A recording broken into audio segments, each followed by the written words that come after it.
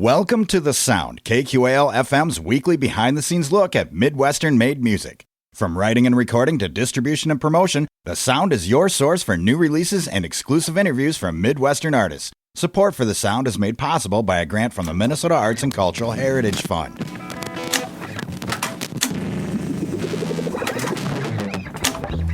Rolling. Tonight on The Sound, we journey into the mind of a madman. Just kidding. Or am I? At any rate, we take a deep dive into the musical stylings of Professor Patrick Lichty from the Mass Communication Department at Winona State University. Two different releases from Professor Lichty have recently surfaced here at KQAL, and we thought what better way to make sense of it all than to talk to the man, the myth, and the legend himself. And since these are releases from the past, we thought it fitting to bring back a KQAL alum to get the job done. Former KQAL production assistant Dylan Alzate came out of retirement to dig in and get the scoop, the dirt, the real story on these two releases. What are these mysterious releases I keep mentioning? Good question. They are two distinct albums, one titled Amilith and the other titled 8 Bits or Less. Mr. Alzate and Professor Lichty grapple with the hard questions, as they also delight in the joy that is music. But enough of my rambling, let's hear them ramble about it. Here's KQAL's Dylan Alzate with Professor Patrick Lichty and his albums Amilith and 8 Bits or Less, tonight on The Sound.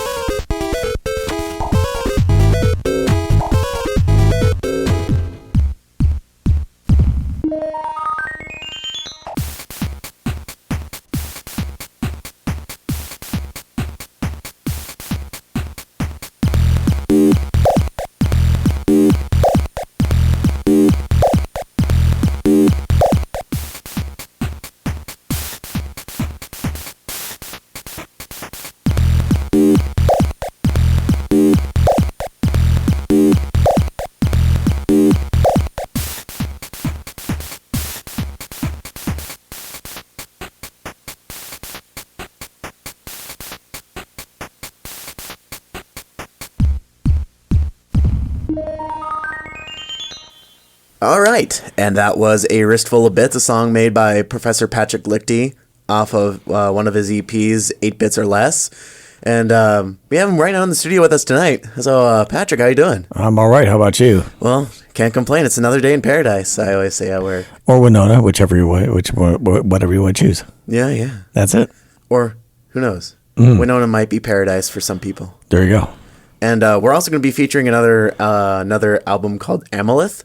So we're just gonna. So this is a special episode. We're gonna feature a few songs from both albums, and it's pretty good. So first off, I'd like to get started on what went into the making of A Wristful of Bits. Wristful of Bits. Okay, I think it's important to talk about the fact that Wristful of Bits is the later of the two EPs, and basically, I'm really kind of a artist, visual, sound, performance, that sort of thing.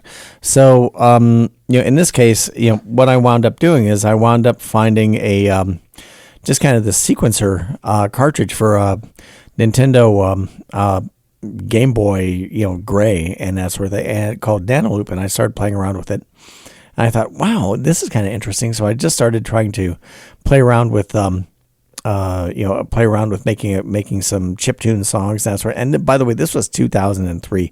What's interesting is these two EPs are like 1998 and 2003. They're really fairly old. No, they're not recent. And I'm thinking about doing something in a not too distant future, but these are old.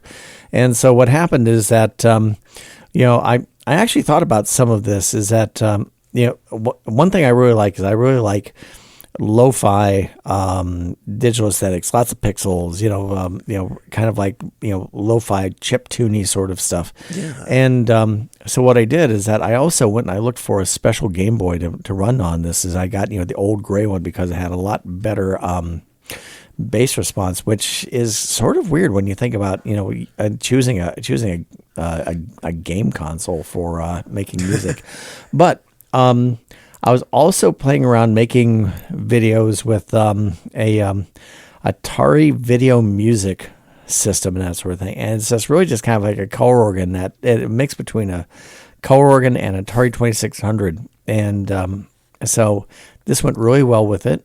And so I made these particular pieces and fed them through that. And that's where some of the music videos for these come from.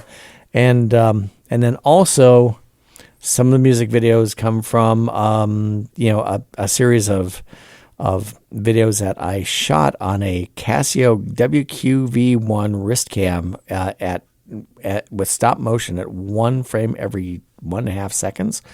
And I took about 500 shots of these things, really kind of crazy. And I spent about 3 years putting them together. And, that's really kind of what started me getting interested in that. So I started doing these things, the soundtracks for these, and they're still on YouTube. And but the thing is that what I was really interested in is the fact that this was around, and turn of the millennium, where everything started getting high res and clean and glossy, and I just wanted to see. I became part of the glitch movement in around 2010, and I just wanted to see how I could start making things dirty, making things glitchy, kind of like really focusing on like film grain with photography and that sort of thing. Just really looking at, what's material about, working with digital tools. That's awesome. So you did mention that that they're very old, like the late 90s. So, I guess one question is that, I'm sorry, so they're old, but were they released recently, or have they always? No, they've always been out, and since I've been at Winona State, our stalwart Bill Stoneberg has been talking about people around here, what sort of music you've been doing and that sort of thing. And he always wanted to see this. So I sent this over and said, this is kind of interesting. So this is why we're here. Yeah. And you did mention that 8 Bits or Less, it's very pixelated and very, I hear. It's grainy. It's very grainy. That's the word for it. Yeah. It's It sounds like a soundtrack that you hear straight out of a Game Boy. Exactly. And I can just imagine the scenario, walking up to the game store counter. It's like, hey, so what's the how's the bass on this Game Boy? Well, yeah. And then the disgruntled teenager working behind the counter is baffled by your question. Well, I mean, if you were over at what's the game store down here over on Huff? I think Warp Zone. Warp Zone. I think they'd understand. They would probably understand. Yeah, I can guarantee it. But that's the thing. But ours are like that. We just kind of geek out on our materials or our tools or whatever. So. All right, so I guess my next question is, since we kind of got into the general theme of 8 bits or less, so how about we talk about Amilith for a second and talk about the general theme behind that? Oh, that's a weird one. That's less of a concept album. At the time, I was doing generative music. In other words, things that had to do with with computer programs, algorithms, some chance sort of stuff. I have some loose ties to and art movement, the 60s called Fluxus and that sort of thing, and just a number of artists that deal with kind of like ambient and chance sort of things. And I was playing with this software called SEO, now called Intermorphic, and that a couple of guys, Tim and Pete Cole, make out in Berkshire near London. And back then it was really cool. You could wind up having these things, creating a set of sequences. You could have it say, okay, it's going to drop a drop a note here, drop a note there, so many % of the time. And the thing is, at that time I was only using the stock MIDI sounds, which I'm semi happy with. Yeah. But I started playing with this and started mixing these things up like mad. And some of the stuff came out really really pretty well. I mean, for that day and age, and I thought that was pretty definitely nice. So at that time, I was also involved with a group of artists that were kind of working with this SEO group, including some very notable people like Genesis Porge of Throbbing Gristle and Brian Eno and another guy named Tim Didymus. We weren't necessarily working together, but we were kind of working in like this loose cloud, exploring this, ambient or generative software and that sort of thing. And so the thing is that myself, I was just really maybe just trying to see, what the potentials were for it. And, and this also fed into, I was also doing some design work with SEO because of the fact that we were using some of the, files that were generated with this with, oh my God, some old Macromedia, some old Adobe Flash stuff that we were making for the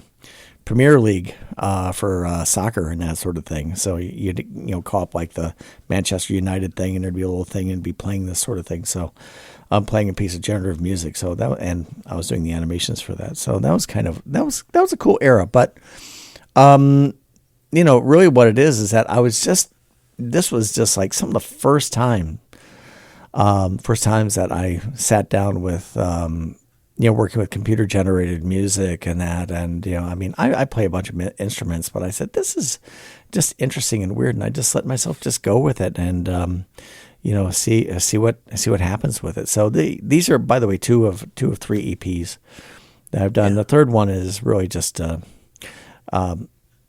don't think very listable.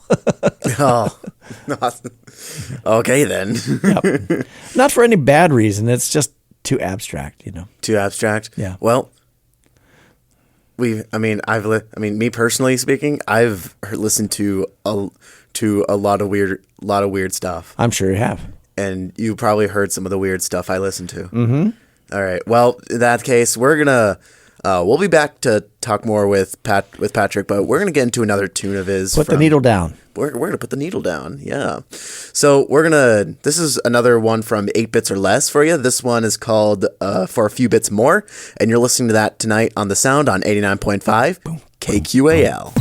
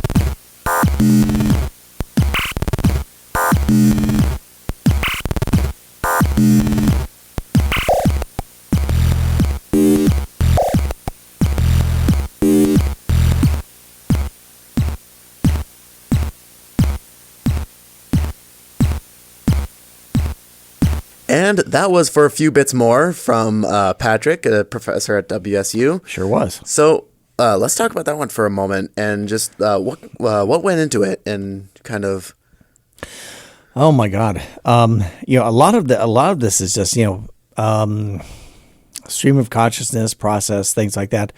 So as I said, there's these videos that I shot on the, on these, wrist cams. By the way, they 120 by 120 pixels and, as I said, really gritty and that sort of thing. So, as I, put that video together, I just wanted to get kind of the, the feel for things, So like in the first video, there were points where I was wondering about, whether I was seeing things through my watch more than I do my eyes and just going around seeing the world, in this kind of, strange other way.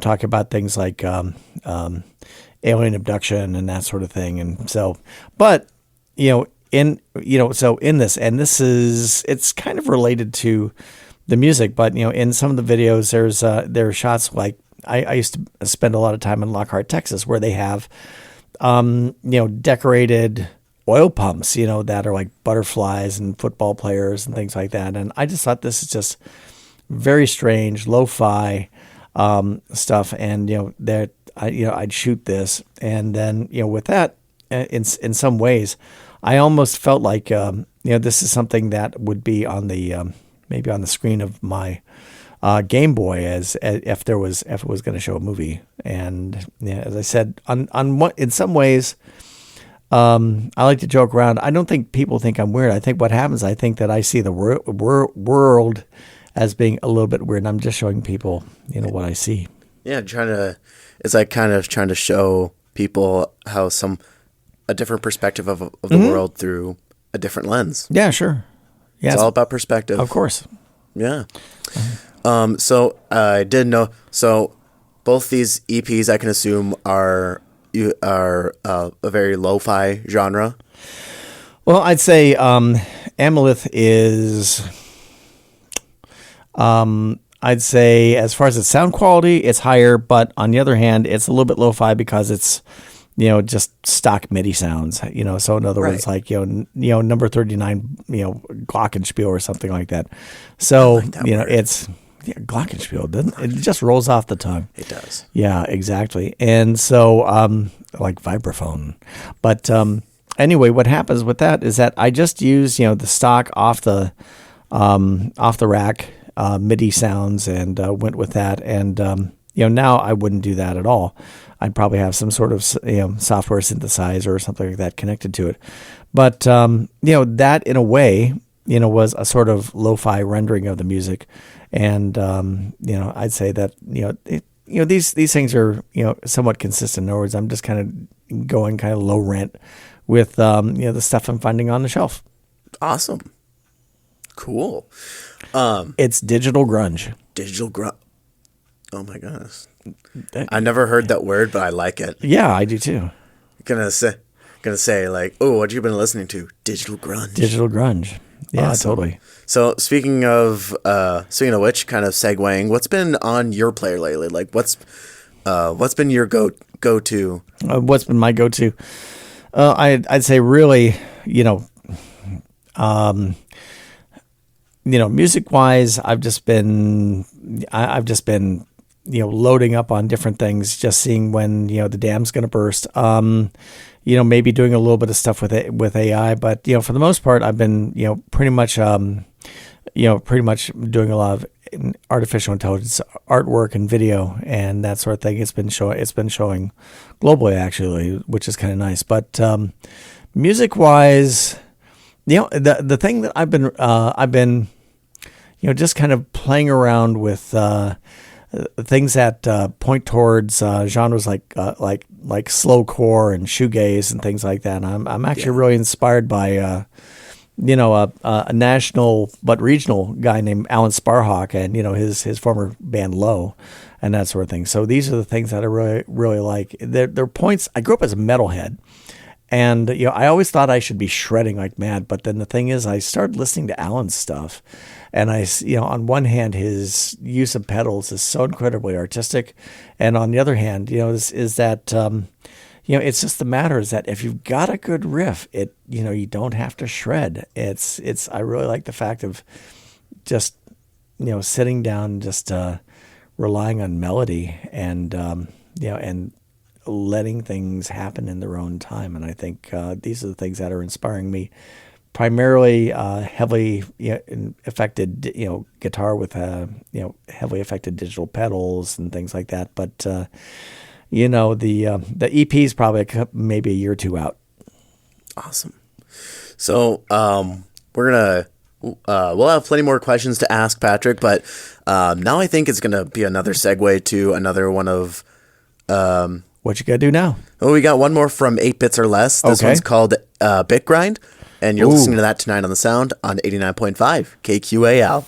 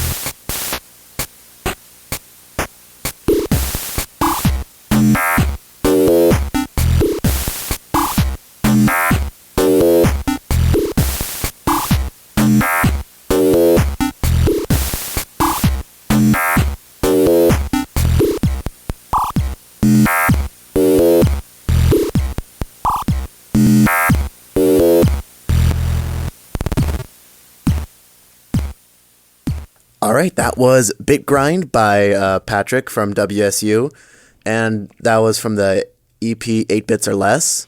Actually, what's kind of interesting, that one and was it Cathedral of Bits and 8-Bit Grind. Both of those are actually inspired by Eddie Van Halen's Cathedral off of Diver Down. So as I said, coming into some of these things, you're saying, where's it coming from? It's like, actually, I'm coming from Van Halen, which is kind of odd for a nerd bithead and that sort of thing. But also on the other hand, it's still pointing right back to my roots. Yeah, your roots as gray as they may be. Yeah. But shoot, I had something. Oh yeah? Oh, it'll come back to me. Oh, I'm sure it will. Anyways, I didn't. So I know that you mentioned that that you used a Game Boy for 8 bits or less. Mm-hmm. But I was told that it was made using early AI style. What do you mean using early AI style? No. Oh, well. No. Then you are wrong, sir. I'm wrong, sir. No, it's okay. All right. So kind of walk me through how does the making of the song go for you? Like, okay. So I mean, I think if you take it up to, something contemporary, in other words, think about somebody working with Ableton, and what is it? One of those Novation digital matrix controllers and that sort of thing. What? Oh, landing pads. Yeah. No, Launchpad. And that's actually sometimes I use that once in a while when I'm noodling around. So, think of it this way. You're running it like you have, a set of notes in a matrix and that sort of thing, and you're playing with it and then just assigning tones to it. And really, on one point or another, you're just kind of noodling around, until you're finding something that you want to work with. And, it's, I think that it isn't quite that random. It's just a matter that, I learned, I learned Nanoloop as what they called the note tracker that it was. And there's earlier stuff that I used to use. There was like an old, note tracker called Scream Tracker, which was, really old. But the thing is, I like these old kind of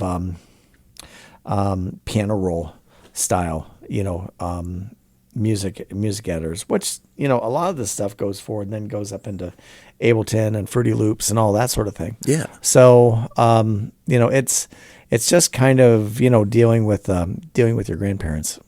Yeah. And well, we won't go there. Okay. Yeah.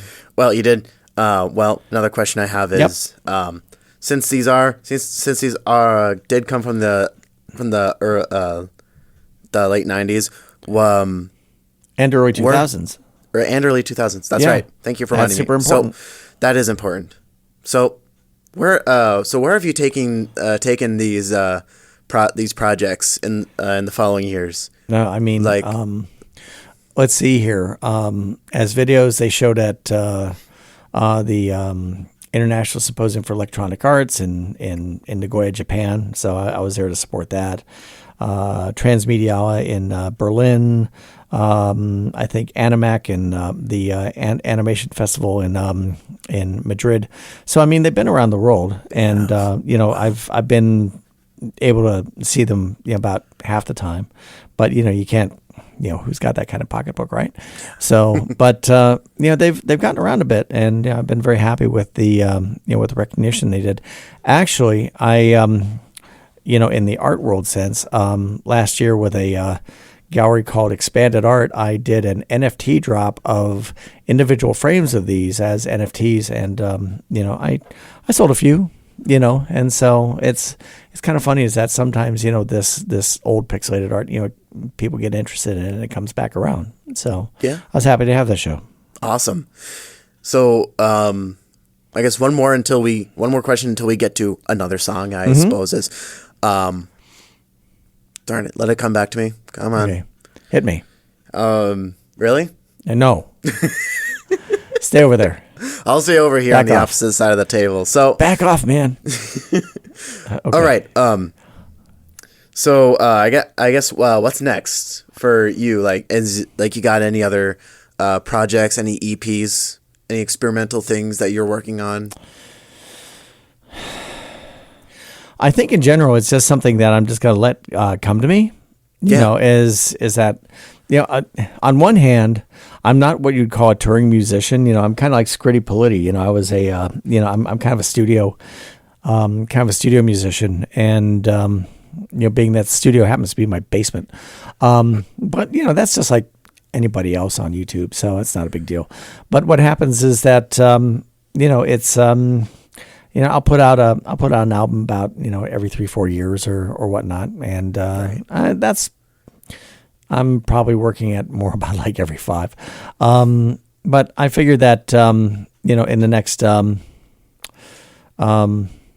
in the next couple of years, maybe so. And actually, the one thing is that my wife Nagin at Tasabian has this beautiful voice. Maybe this is something that maybe we could work on, a kind of a digital thing, maybe in the spirit of low. I'm not sure. Well, I'm really looking forward to what comes next in the future. Me too. So now I think we're going to get into another song. We're going to transition from 8 bits or less to Amilith. Oh, and Lord. What better yet? And what better way than to present this song, Amilith? Mm-hmm. So you're listening to that tonight on the Sound here on 89.5 KQAL.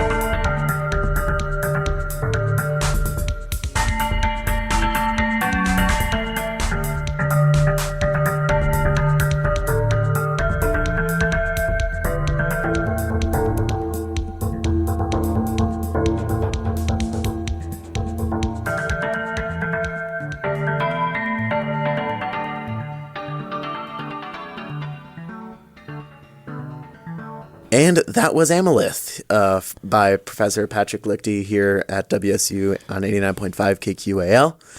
And I guess I want to talk about that for a little bit. Like, what went into the making of that song? Oh, that's really weird. So the thing is that I wanted to make the name kind of mysterious. In other words, it's almost like ambidextrous and lith as being like lithography, stone. So in other words, it's kind of like ambiguous and an ambiguous stone. So what does that mean? And so, I kind of got that as, just this general feel from, oh my God, this is back in the old digital days when there were things like, and those of you who are like really old digital artists, you'll know this, like things like Kai's Power Tools and that sort of thing, and Metacreation's Bryce and all that sort of thing that, did these animations of these, kind of fractal landscapes and everything. And that's what went with these. And so, Amilith actually has a lot of, kind of like 3D generated snails running around in it, almost kind of like from Dr. Dolittle.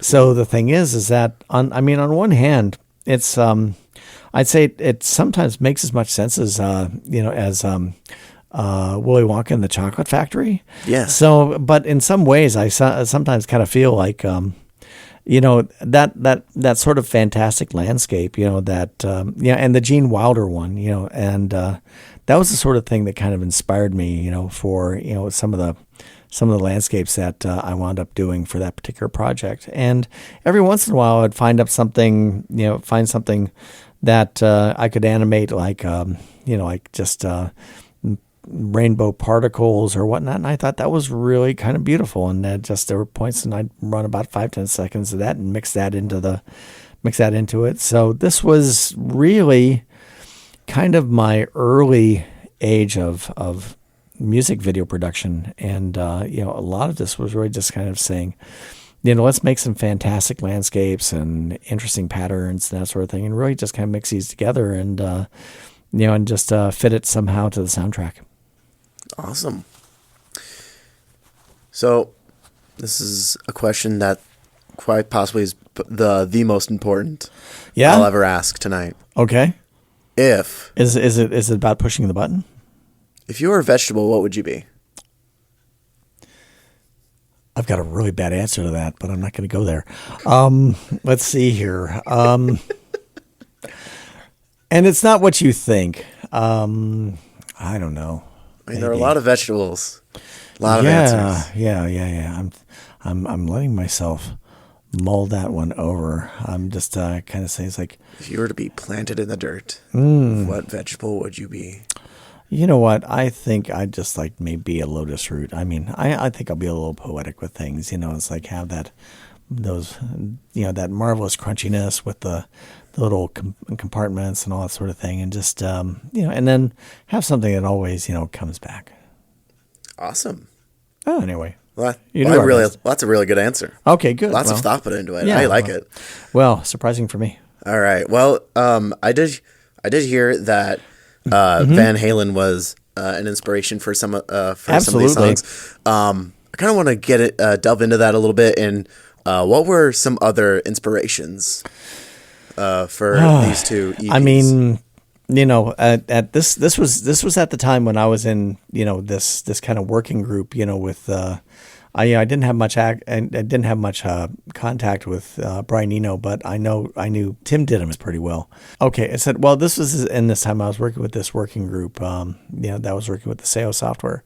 That had Genesis Porridge and Brian Eno, and so the thing is that he was the person I probably was closest to, and really what happened is that I was influenced by him, and then and this music usually has a good bit of a beat to it, and it's usually running about anywhere from like 80 to 120 BPM.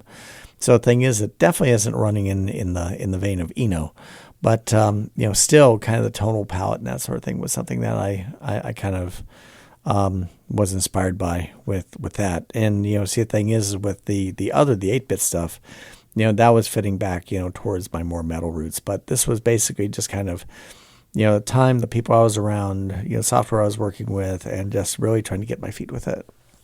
Awesome. So I think we got 2 more songs here. 2 more songs? 2 more songs. Okay, good. We got 2 more songs in the queue. This one's called The Ninth Wave. Oh, wow. From Amilith, and you're listening to that tonight on the Sound on 89.5 KQAL.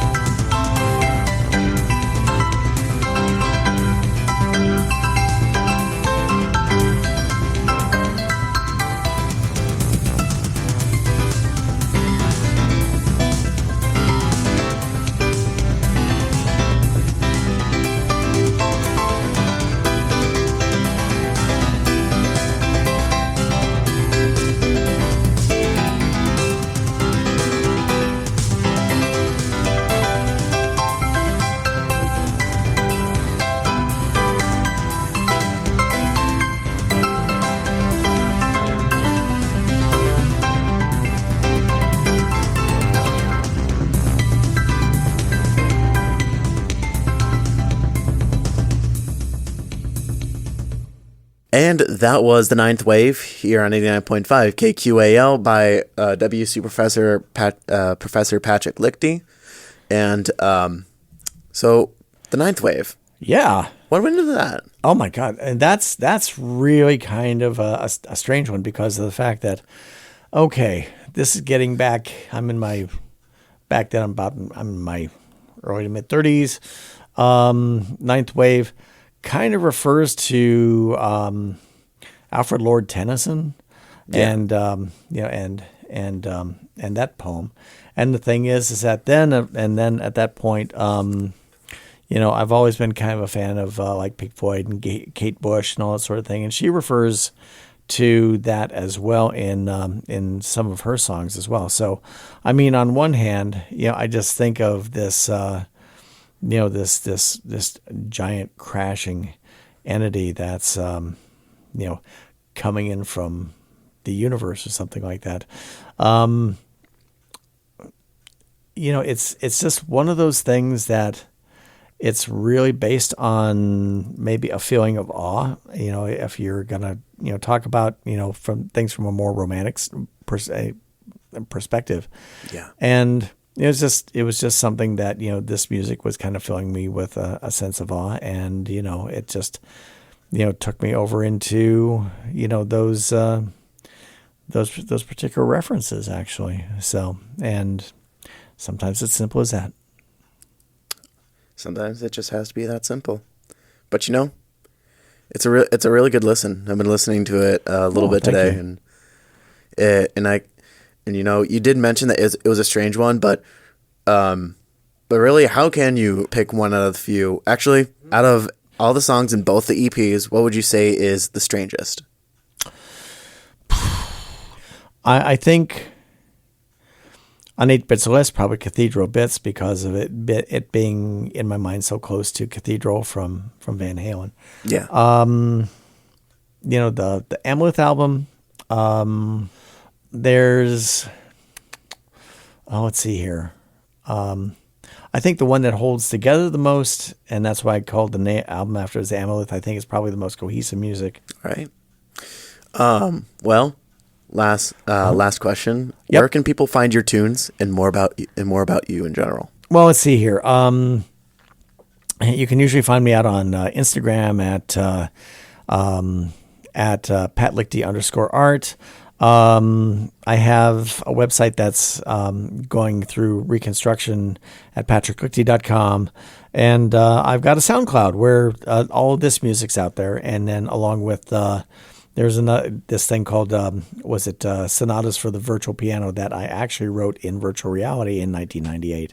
And that's when I said that's kind of, not as easy to listen to. But if you consider the fact that I was in virtual reality in 1998, playing on a virtual piano in a virtual auditorium, it's pretty interesting. Yeah. That's kind of interesting. I have to give that a listen. Yep. Awesome. Okay. So, Professor, thank you so much for joining us tonight. Sure. Thanks. Glad to be here. Awesome. So I've been talking with Professor Patrick Lichty from WSU. Here's the last tune called Ballad. Talking about you're listening to that right here tonight on the Sound on 89.5 KQAL.